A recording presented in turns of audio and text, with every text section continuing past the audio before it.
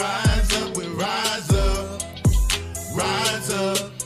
and rise up. Oh me, oh my. Hey, shalom. Atheist tweeting OMG. Life came. Shalom, y'all. Shalom, y'all. Shalom. It's your boy Michael Israel here. Monopolize the monopoly. You give us Getting ready for another lesson. We're gonna be discussing, continue with our series on having a strong biblical reality, and like I said, this applies heavily to relationships in the Black community. It's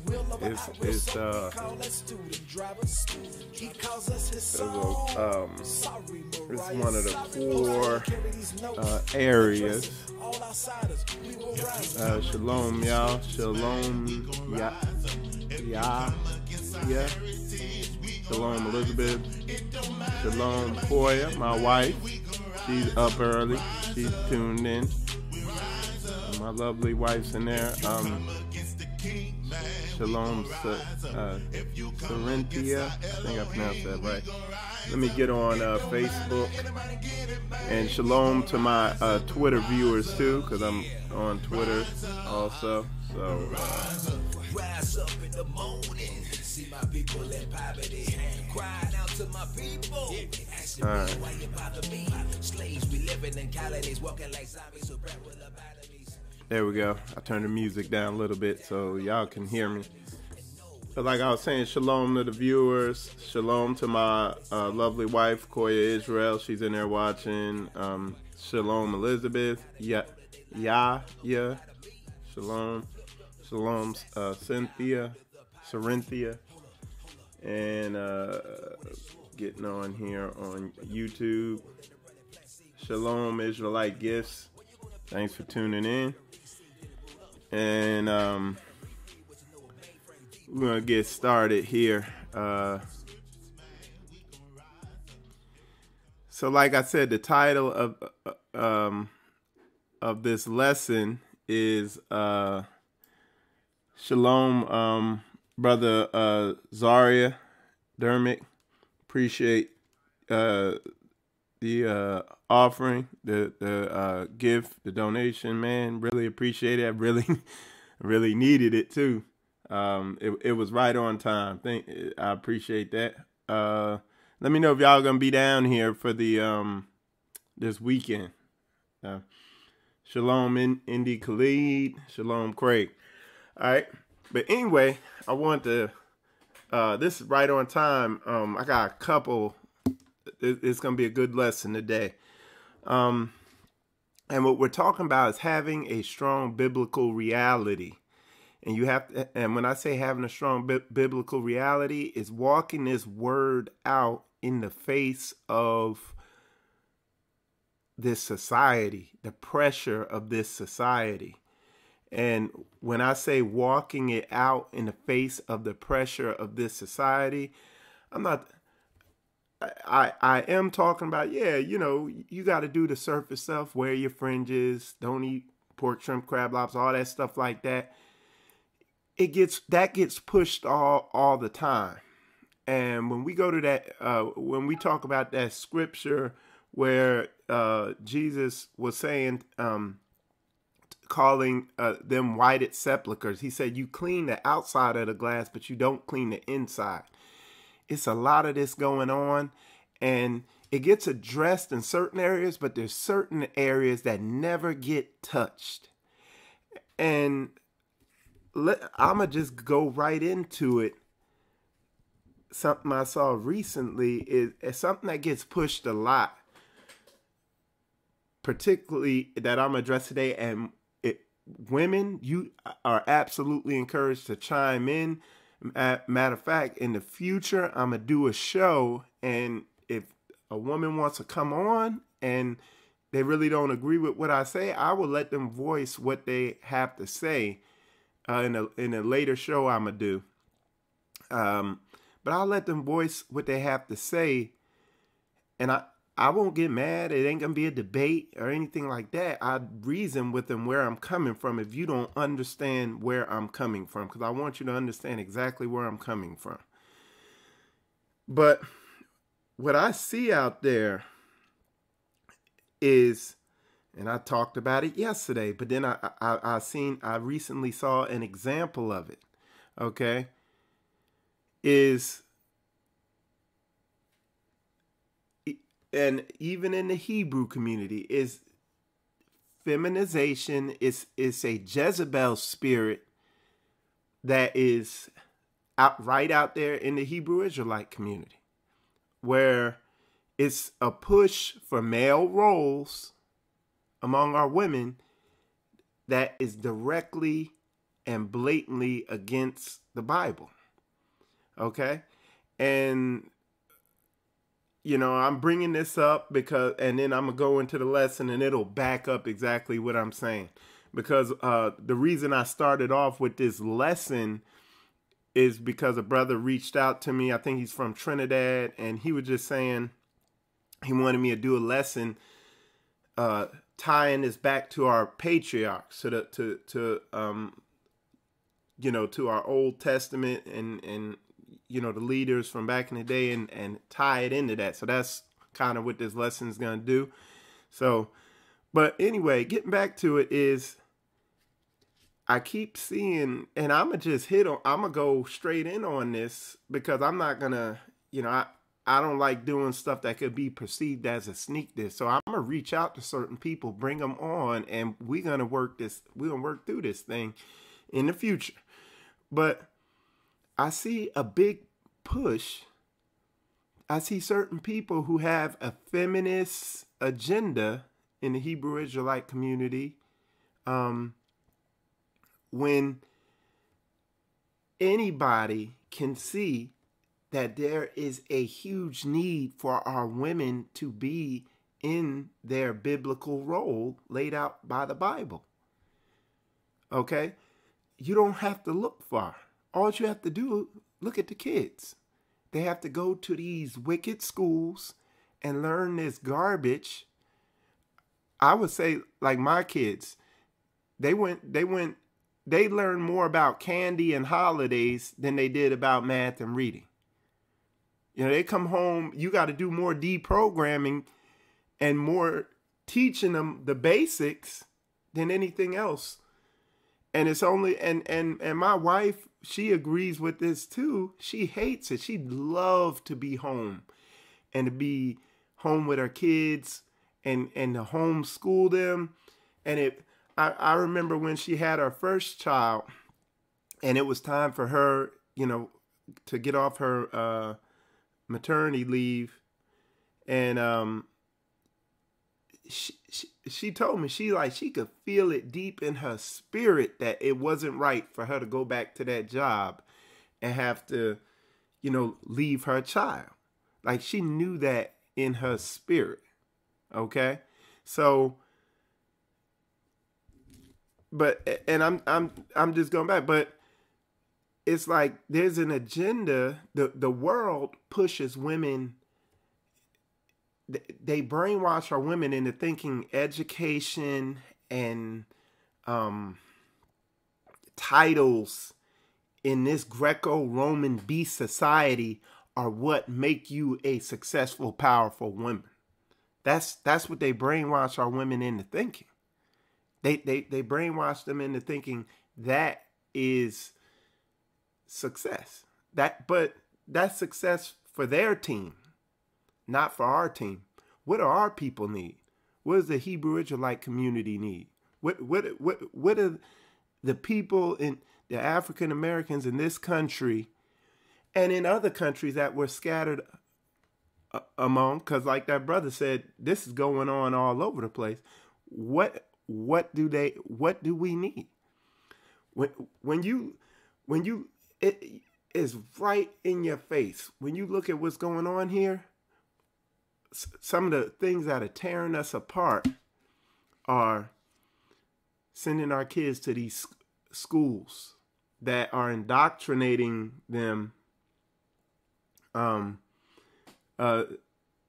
Corey Anderson, explain. You said men too. Explain what you mean there. I think I understand what you mean, but go ahead and explain that. But anyway, We send them to these schools that are indoctrinating our kids into this Greco-Roman beast system. Now, we do enough programming here at home to where they can spot the BS, but it's just a waste of time. Okay? We are feeding our families because a lot of time the mother and the father are working. So we're going eating this poison. You know what I'm saying? And we're sending our kids to the daycares, which is if a woman stays home and takes care of her home and becomes a Proverbs 31 woman, this society begins to decline. Okay? When these women are out here trying to attain all these degrees and move up and be prestigious and out of their biblically outlined role, you know what I'm saying? You're right, Brother Corey. I'm gonna address that too. I agree with you. The standard for success, yeah. But when they're out here trying to attain all this stuff and acting like having all these professor, doctor, and then, you know, the one I see getting pushed like, hey, I'm an apostle. Women could be apostles. Whether they can or can't. What do we need? What's the need for us as a nation? Is that what we're in dire need of? Or do we need women stepping up, opening a school like a COD Academy? I think it's called a COD Academy. A Higher Academy in Atlanta. Now, them sisters is doing a work. Like, I'm trying to help them out any way I can. Like, that's what we need. The one sister, she's a doctor. But she took that and she used it to open a school. That's what we need. Why ain't all these sisters who rushing to be apostle this and doctor that and trying to get in these leadership roles, why don't y'all cook some food so we're not eating poison? Like, because I've been hearing some crazy stuff about the food. Like, there's something going around now. I haven't researched it out, but they were talking about how they put the beef in pig blood and just crazy stuff. How when that hurricane hit, it drowned all these pigs, and they were like, yeah, they still gonna use that meat. Like and we know they feeding us poison. And everybody fat and overweight from eating this nasty crap. Let's get our sisters cooking healthy meals. Like I said it before, my wife's, my mother-in-law, she down there, she got that Proverbs 31 spirit. She took it upon herself. She said, you know what? She started cooking plates and selling them on Instagram and Facebook. Killing it. Cutting into the Chinese, because she make her version of Chinese food, cutting to their money. That's what we need. Like, for another sister to become a professor over whatever, I could care. What's that doing for us? Oh, I'm the first black, IT director. And I'm gonna back it up because I'm just telling you that's book. All right.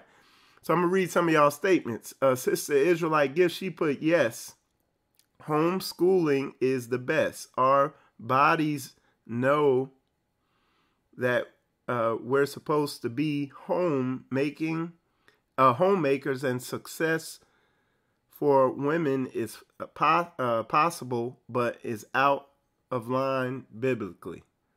Yeah, success for women is possible, but is out of line biblically. Yeah, it's like if you're really going hard after the Bible, that's not what's really needed. Like when you going hard after what's in that word and you really walking it out in spirit and in truth, you're gonna naturally go in that direction. And it's like my wife, she has a business, but her business is Tava Origins. It's online. You can check it out. Koya Israel. Look at it. But it's skincare products that she makes by hand. Hair care products she makes by hand. Sewing stuff she makes by hand. And blessing to people. It's like if you sitting there touting your title, oh, I'm the director of this and I've achieved that and I got 20 degrees in this and I'm single and I dominate my husband and divorce, and it's like it ain't doing nothing for nobody. Like when I'm coming home from work or something, like I hate going to McDonald's and eating poison. But sometimes it's just a rush of time and that's the only place to go. Ain't no viable options. Like we got to realize them degrees ain't doing nothing for us. So Brother Corey, he wrote the standard for success. So he was like, for men too, that standard of success. Yeah, you get men who get caught up in getting more and more degrees. And again, us as men, if we get those degrees, if we're good at something, a lot of times we fall into the seduction of this society and we chase after their standard and don't turn around and apply it to our people. Like, for instance, me, I could have changed my career and became a mechanic for Mercedes-Benz and been making doctor's money out there. Like if I really wanted to. Or, because I'm an aircraft mechanic too, for over like 23 years, and I'm good at what I do, I could have, they got these things called depot, I forget what it's called, but you could make insane money. But it would have came at the cost of my family because I would have been gone for months on end. Like I'd be gone for 3 months, come back, visit, been gone for another 2 months like that. And eventually, you know, there ain't no such thing as a long distance relationship. So what I did is I trusted the Most High and I apply my skills and ability to helping our people. Okay? In the most efficient biblical way possible. So having a strong biblical reality as opposed to letting this world standard and this world, the reality of this culture and this society creep in and running with that. You see what I'm saying? Running with their standard of success and what success is, because according to them, it's how much money you make, how successful you are in your career. Same thing with Ron Dalton Jr., the writer of the book Hebrews to Negroes, and he's working on a documentary. He's smart. He's basically a doctor, a medical doctor. Like he's like a physician's assistant. That's like one step below a doctor. And when you begin to talk to him, dude's cerebral. Like that, like you see, he got this memory that's on a whole nother level. He could sit there for hours and probably just read boring, mundane stuff and retain all of it. That's a skill. And if he wanted to, he could stop working on the Hebrews to Negroes thing in his free time and focus on his career and become a doctor and make killer money. But he chose to take that skill and apply it according to his strong biblical reality and use it to wake his people up. And it's frustrating when I see, like all through the Bible, you can't get around it. It's blatantly obvious what a woman's role is all through the book. And it's a blessed role because the Most High gave them that role. But they subtly act like it's a thing of shame and that they need to be pursuing masculine positions.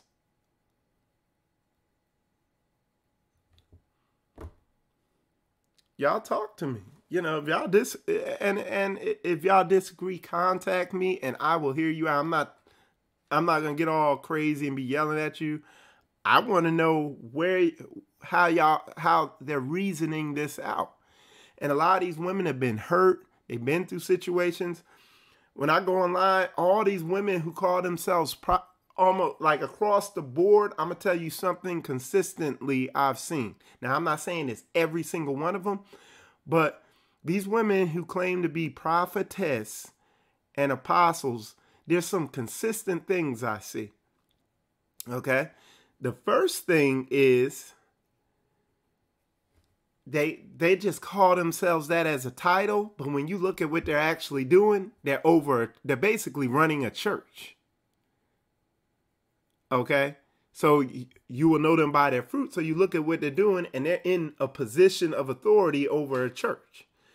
The second thing I always notice is that they're either divorced or not. I'm not going to say divorced. They're single. Majority of times they don't have a man. And if they do have a man, he's feminized. And if they have a child, a male child, he's feminized. Okay? And that's that Jezebel Ahab dynamic going on. And that, I'm telling you, when I see somebody professing to be a prophetess or an apostle or apostoless or whatever you want to call that, I go, if they got a profile, I go to their profile and just look and see what's going on. And I'm just saying that's something consistently I've seen. You know?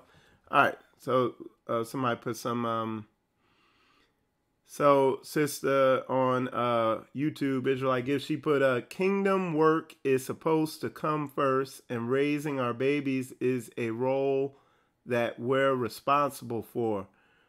When we slack, they slack. Sister, I'm glad you put that in there, because I wanted to say this too. Look at the condition of the kids. Like, we in the worst condition we could be in. And what they do is they get the woman out of the house, they get the man out of the house. Both of y'all are working hard, trying to, you know, make ends meet and all of that. And they're telling y'all, oh, y'all equal, y'all the same, this, that, and the other. And then the kids suffer. Now, I'm going to tell you something real heavy, okay? This is real heavy, is the fact that if the most important thing, shalom, Brother Ron, the most important thing for a child to see, the most important thing that a child has to see, this is the most important thing, is the man and the woman in their proper biblical role. If you got a man who not acting like a man and a woman who's acting like a man, you know what I'm saying, or whatever, it's not so much what they say. They're watching your actions, and they absorb that, like, and watch these kids. So that's heavy. Okay? And then I know what a lot of women come with. Like, a lot of women come with, hey, man, these men are, a lot of women come with, these men are, well, I gotta watch out. I gotta take care of myself, because you can't count on no man, this, that, and the other. Tie it back. This thing is all airtight. A lot of these women, the women are supposed to have a covering. Women aren't supposed to be out there just choosing some man. That's why I tell people, man, 95 or more % of men are bad relationship material. Same thing with women. 95% of women are bad relationship material. But if you're a woman and you pick a man and the Bible tells you you're supposed to be submitted unto that man, you need to take a little more time in choosing him instead, instead of, because the world just tells you if he gives you the naughty tingles, then it's love and you should marry him. That's how the world tells you to choose a man. The Bible tells you that that man needs to be lined up with the way Jesus walked. Okay? All right. Somebody put a statement in. There's a very big difference between my 22-year-old and my 7-year-old. Explain what you mean on that, sister.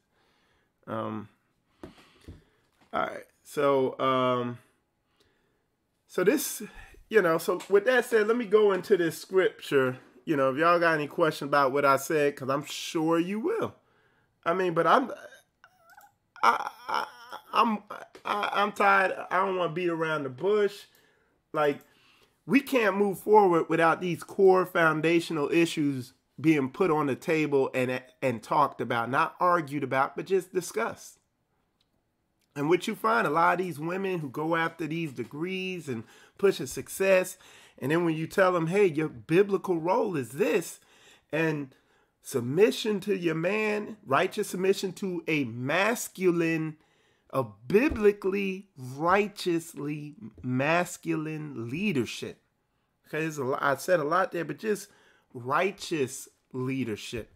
Righteousness means according to the Yah's law, statutes, and commandments.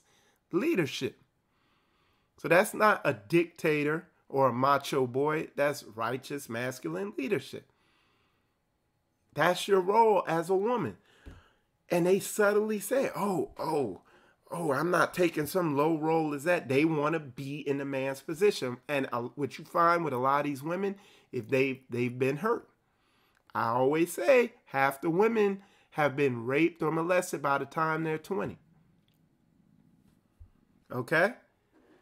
So that's where a lot of that's stemming from.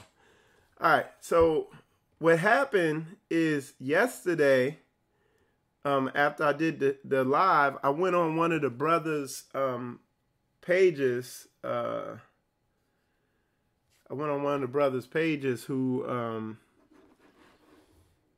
was on my live because he friend requested me. And man, Most High bless me with this verse. This gonna back up a lot of what I'm saying right now.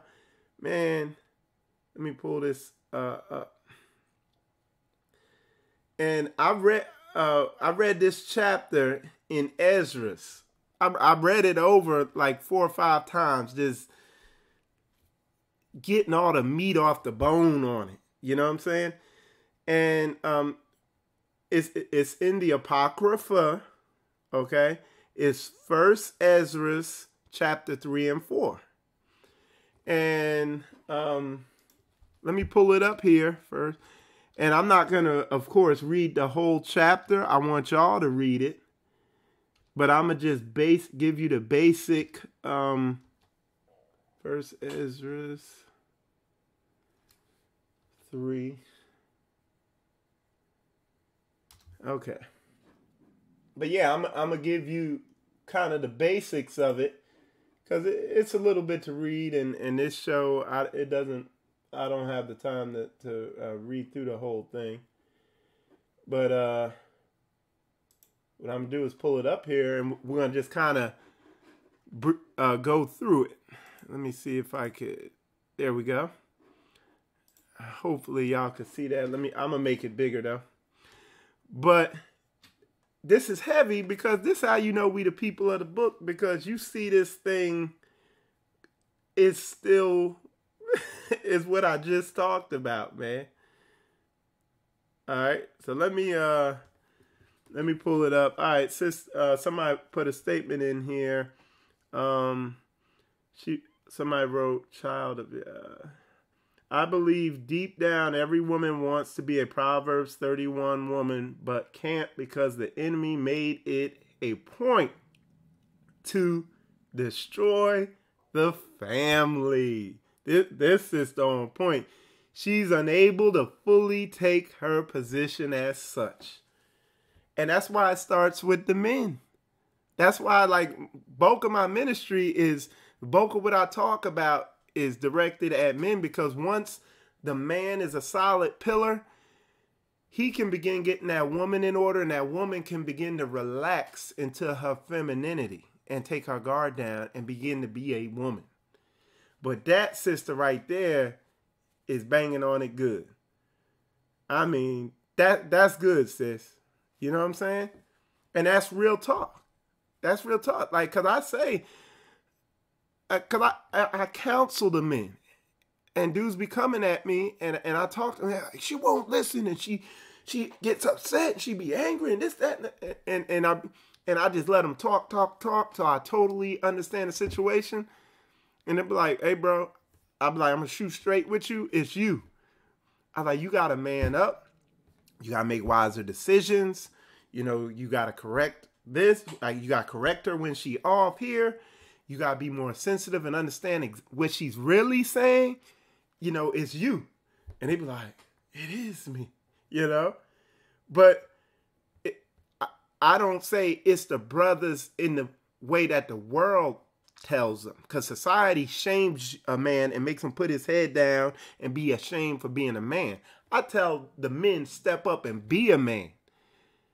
Make her respect you. And not hitting them and all that, but earn their respect by your wise decision making, by using wisdom, by not being afraid to correct them when they're out of order, and by being affectionate, not just sex, but I'm talking about sensitive to what they're really communicating, understanding that confusing language of womanese that they speak. And it's not confusing.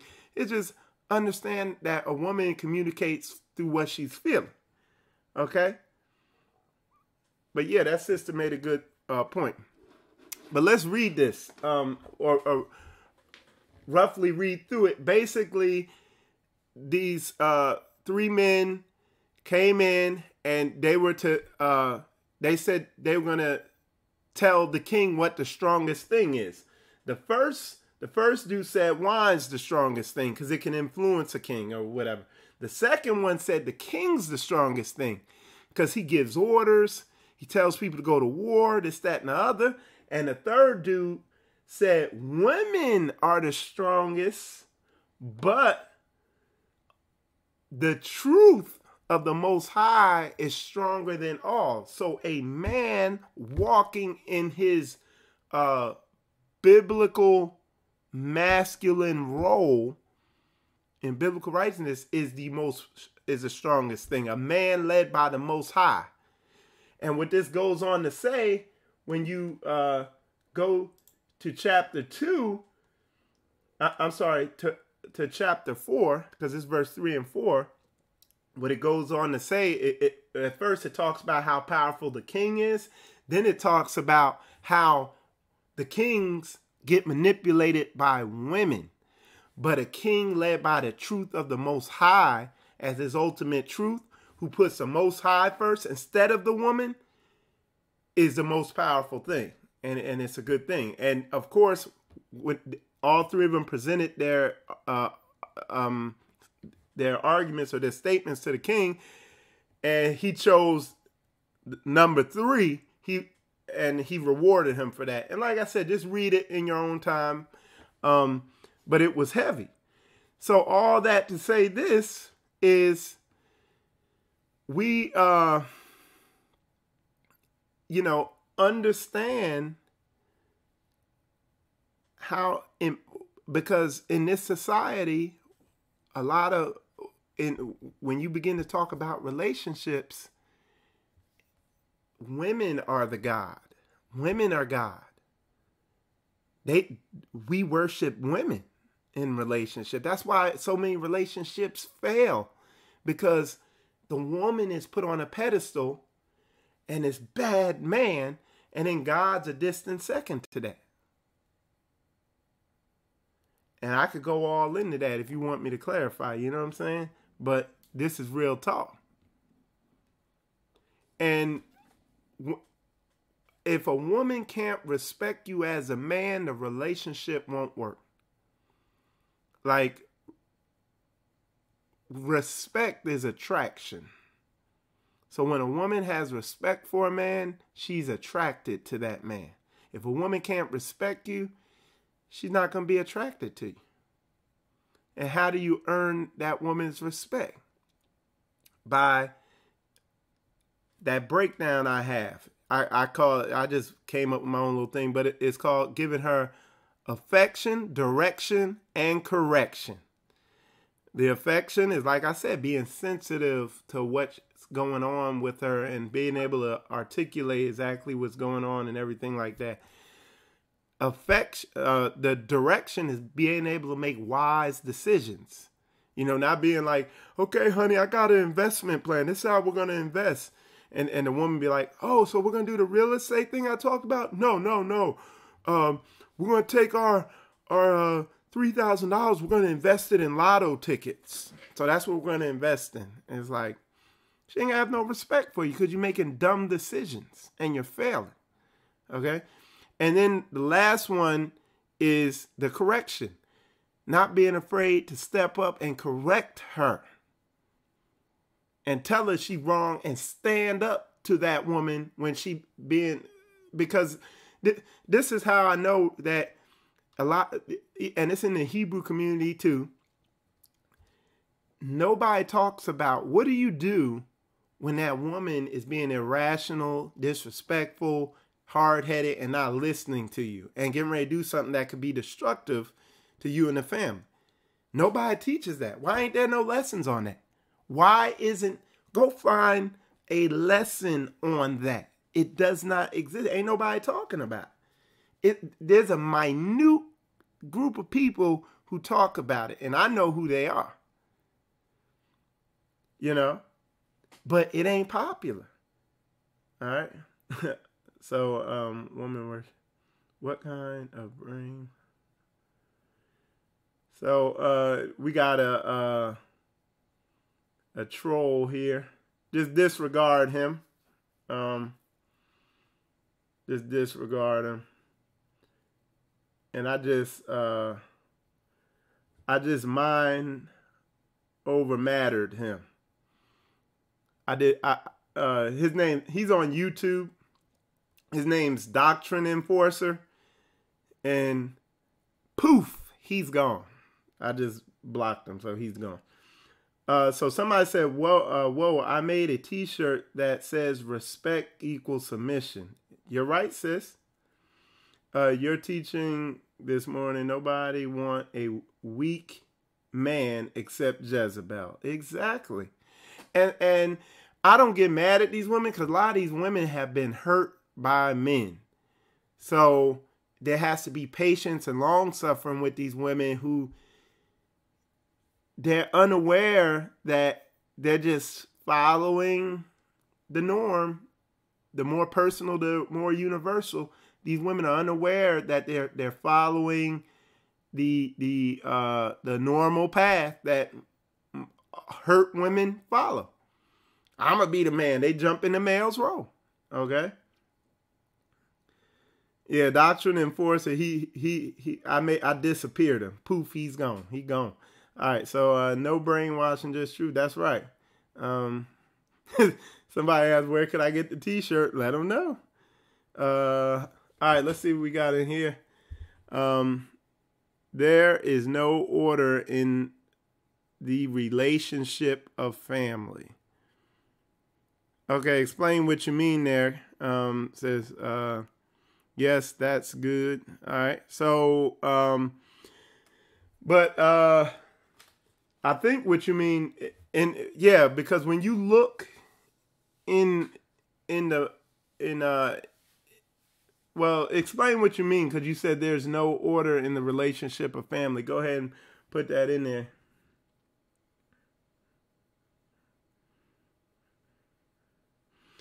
Yeah, forced into the man's role. Yeah. And I could go into the whole process of how, because it's a cycle, and you see it, and it's like I could show it to people and tell people, hey, this is what's going to happen. Then you're going to do this. Then you're going to do that, and they'd be thinking I'm some type of wizard, but it's just a typical cycle of black male female relationships. You know what I'm saying? It's a cycle, you know, and how do you break that cycle? The truth of the Most High. That's how you break it. Okay. So, and, but, what you do? So Byron Miller, you said waiting for me, to explain what to do. What's the solution? You could check out my series, Biblical Masculinity, and I go step by step to the minute nano detail of how a man is to walk in biblical masculinity. But real fast, brother, the way to do it, and I said it earlier, dealing with women, if you want to have a successful relationship with women, that woman needs affection, direction, and correction. The affection is not just the sex and the romance, but it's being sensitive to her as a woman. So to give you an example of that real fast, an example of that is, I had a brother at my job. He was like, yeah, man. He was like, my wife stopped working. We had a kid. I'm working hard. I'm doing this. I'm doing that. And every time I come home, she grouchy, she nagging, this, that, and the other, all that. And, you know, she taking care of the baby, and she just disrespectful to me, this, that, and the other. And she mad. And I can't figure out what's going on. And I told him, I said, you got to understand where that's coming from.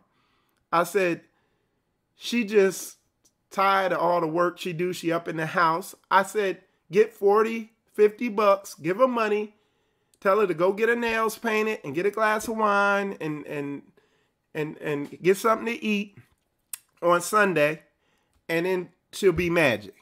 And then he did it, and he thought I was some type of wizard. But that was being affectionate to what she was really communicating, understanding that language that women speak of womanese. The direction is wisdom, making wise decisions spiritually and in the world, as far as careers, financial decisions, all that. I watch a lot of men make dumb decisions and upset the balance of their house, and they can't figure out why their wife pissed at them, because a woman can sense when you a big dummy.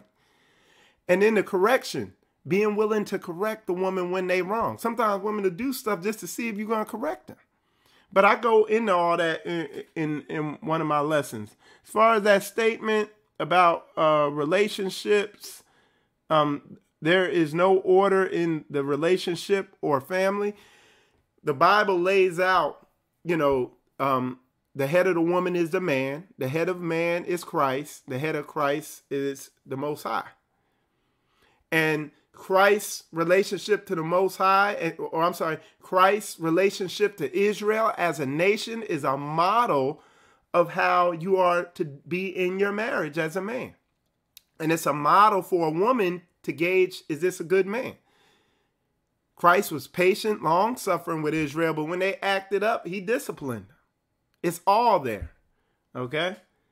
So, and if you want to get them, go to my Spiritual Combat channel on YouTube, or just go to my Michael Israel profile page on Facebook, and all my video, you just search through it, and all my videos are there.